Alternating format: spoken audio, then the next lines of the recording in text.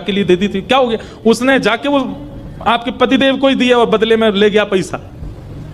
सरस्वती देवी, हाय नाथ अब नहीं बचूंगी, वो तो बहुत डांटेंगे। बोले वो आ रहे हैं, दुकान बंद कर दी उन्होंने, वो सीधे धोती चढ़ाए ऊपर चले आ रहे हैं सीधे, आप बचो। सरस्वती देवी बोली कहां जाऊं?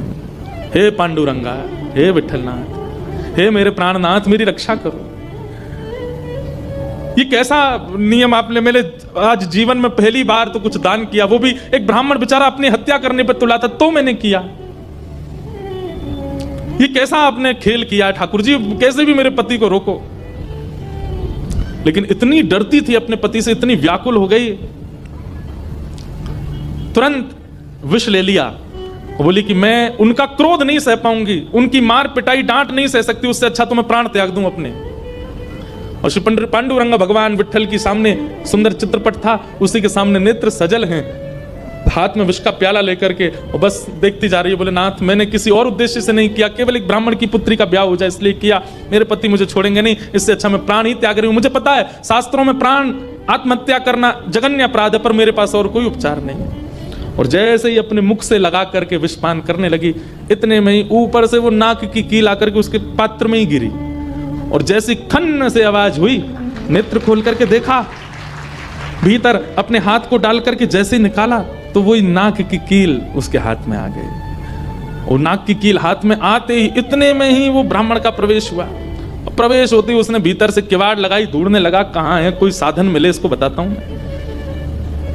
पत्नी सामने खड़ी थी, कहिए कहिए, आज कुछ कहूंगा नहीं, आज तो करूंगा, तू बता तैने किसी को दान कैसे किया बिना मुझसे पूछे? तू क्या दान किया? तेरी नाक की कील कहां है बता।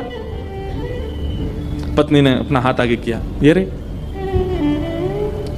उस ब्राह्मण ने जाकर के कील उठाई, तेरे पास कहां से आई? बोले मेरे पास ही थी।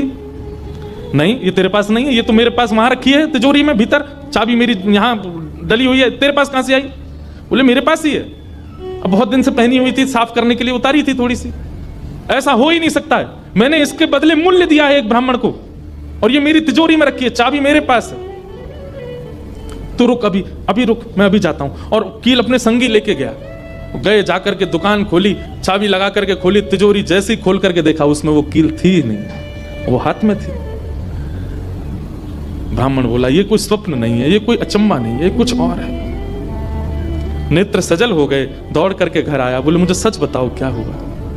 पत्नी बोली सच बताऊं? बोले हाँ, मैंने ही ब्राह्मण को दी थी।